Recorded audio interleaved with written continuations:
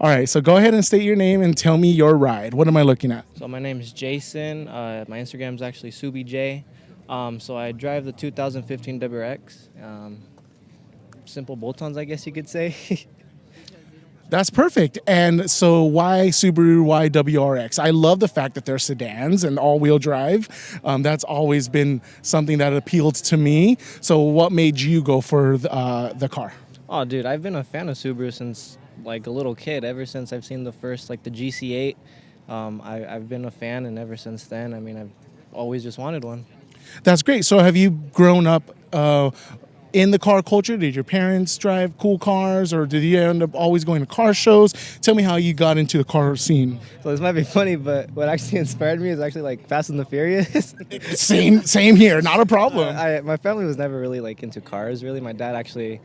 He gets a little upset that I spend a lot of money on it, to be honest. But I don't know. It just kind of came about. My family was never really into cars, I would say. That's great. And now look at what you got. You got people walking by looking at it. So you're obviously doing something well. So tell me something you really like about the car. Turbocharged, all-wheel drive. What's something that you've really enjoyed and experienced with this Subaru that maybe will convince other people to pick one up? Oh, dude, it's going to be like the all-wheel drive and the turbo aspect. The turbo noises, you hear it spool up, the blow-off noise, everything about it. It's pretty torquey on like mid to high-end range. Yeah, it's a really fun car. Really, really fun car. And I'm a sucker for a blow-off valve. If you throw it in there, that's the best. Okay, now tell me maybe some of the headaches or some of the things that you continue to work on or looking for improvement in the car. So to be honest with you, this car has been nothing but headaches, if I'm being honest. Wow. It's had its few hiccups. I mean, most of which were kind of my fault, like installing coilovers. I didn't expect the axles to be so delicate. Another thing was I've had a lot of the stock tune on it was actually pretty bad. That's kind of why I was forced to get a Pro Tune eventually.